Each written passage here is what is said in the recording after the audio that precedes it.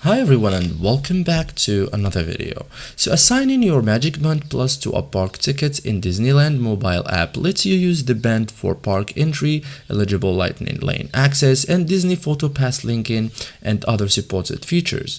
Once your MagicBand Plus is linked to your Disney account, assigning it to a ticket only takes a few moments. So in this guide, I will show you step by step how to assign a MagicBand Plus to a ticket in the Disneyland mobile app. Perfect for first-time Disneyland visitors.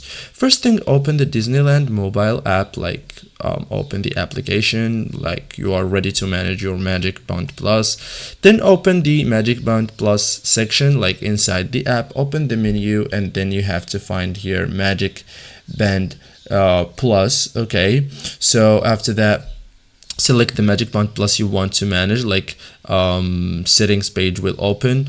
Then choose the assign admission, next tap assign to the ticket or pass, or update admission if your band is already assigned.